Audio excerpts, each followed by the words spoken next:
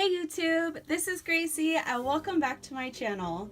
So today I'm going to be showing you guys how to make your very own Disneybounding New Year's card.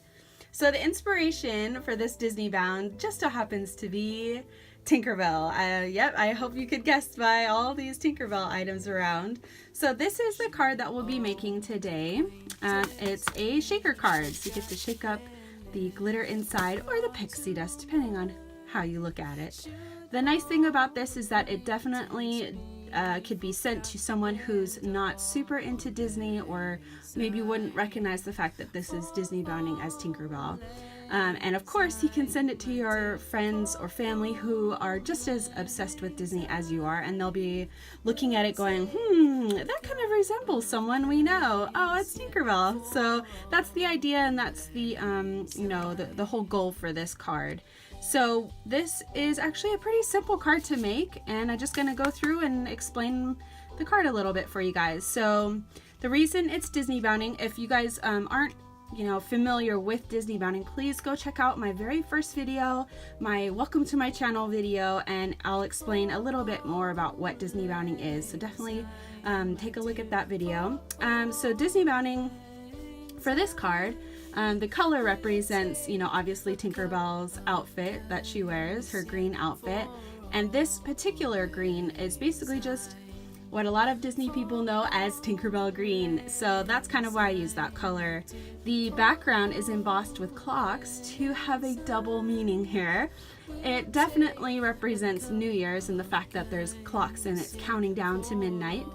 But also, if you remember in Peter Pan, Peter, Wendy, and Tinkerbell, all of them, they all fly past Big Ben, which is the giant clock in London. And I just thought that was really a fun way to kind of represent New Year's and Tinkerbell all in one card. Again, the sentiment says Happy New Year. I thought it would be really cute to just put it on banners, just to, obviously represent New Year's. And I thought, gotta have some glitter, gotta have some pixie dust in here, so that's why I wanted to make it a shaker card. And to top it all off, you gotta have these really fun little white pom-poms, just like the little white pom-poms on her shoes. So that is the whole overlook of the card today. I'll go ahead and show you the inside. I just put in throw kindness around like confetti to just, further emphasize that it's a New Year's card. And on the very back, I used my usual G stamp with 2 stars, and who can guess what that means? The second star to the right. That was kind of my inspiration for putting the 2 stars on the back. Now I'm going to go ahead and show you guys how to make the outside of this card today. And so first, all you have to do is just cut down your very first piece of cardstock, which again I used Tinkerbell green, and this is the size that I used. I basically used just a smidge under 5.5 by 4. Now this is obviously the 5.5 and by 4, and I ran that through with an embossing folder. Now for those of you again who still or don't know what embossing folders are, they look a little something like this. So this is an embossing folder, and it basically, once you put in your paper and you run it through a Sizzix die cut machine, it basically just pushes in and creates the image on your card. Now this here is the exact embossing folder that I used for this card. These are the clocks, and this is by Sizzix, but I'm going to actually be showing you guys one other design, and I'm just bringing it back to the original card that I made for Christmas. So this is the same embossing folder that I used for Nightmare Before Christmas to kind of represent part of Sally's dress, but I just wanted to show how you can really utilize the same equipment, the same products over and over, even for different cards. So this is actually the Swirls, and I kind of thought, gosh, that kind of represents, Tinkerbell's little swirls on her wings. So that's kind of what I'll be showing you guys. So I ran the paper through the embossing Sizzix die cut machine, and I'll go ahead and try to show you guys how I did that. So let's see if I can get this in shot. Oh goodness, I really can't. Okay. We're not all perfect, are we? So I'll go ahead and show you just the boards that I used. If you're interested to know what the embossing machine looks like, or the die cut machine looks like, go ahead and check out my second video that I made, my very first DIY video. These are the boards that I used. Basically all you do is you put the embossing folder with your paper inside, and you just sandwich it together with these two clear boards, and you run it through according to the instructions on the tabs. Now for this one, I actually ran it through with just the actual hard board and ran it through the embossing folder. So that's just an overview of how to use that. And this is actually what the image comes out looking like. So what I did to kind of get this more colorful edges on here is I just ran this little ink, which is a Versamagic little teardrop ink pad, and I just kind of dabbed it and swirled it a little bit onto the card just to add an extra little bit of color, and some of it actually gives a little bit of a shine almost. So that's what that is. It's actually a chalk ink, so not too much of a shine, but just enough color.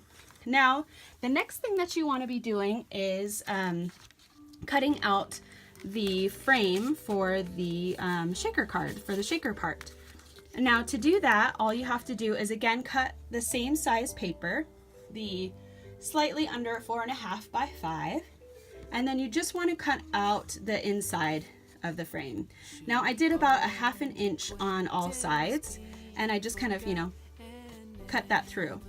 Now what you want to be doing for the plastic is these are actually just transparency papers, what teachers use to write on the transparent board, just to show a little shimmer there for you guys. You can kind of see it. It is there. And all you want to do is just glue that to the frame, and you want to make sure that the transparency paper is the exact size of the frame. So again, 4.5 by 5, just a smidge under. And what I ended up using, oops, knocking over the glue. What I ended up using was some foam, double-sided foam sticky tape type stuff, and I just lined around the frame. And you want to make sure it's a really tight fit. So just run it and then cut it at the edge. And again, make sure it's in the middle of your frame so it doesn't show as much from the card itself.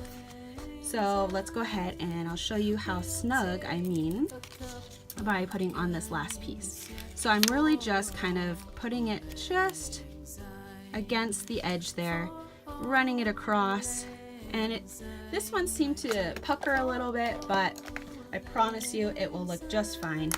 And just taking the scissors, cutting it right up against the edge of the other piece of foam there, double-sided foam tape. Now all you have to do is actually put on some powder, and I'll leave the name of these description of the items in the description box so you can kind of see what all of this is. But this is kind of just helping to prevent anything from sticking and the glitter from sticking to the staticky plastic. So just putting that kind of powdery stuff on there. If you don't have all these products, you know, don't worry about it. It's okay. We don't all have the same, you know, products lying around. Sometimes it can get a little expensive. So all you want to do here is just take off these edges, and guess what? This is the fun part. You get to add your pixie dust. Now I wish I had some pre-done, but I don't. So I'm just going to pour some glitter or pixie dust right inside the card, just a little bit. And this one's my favorite. This one's some yellow stars.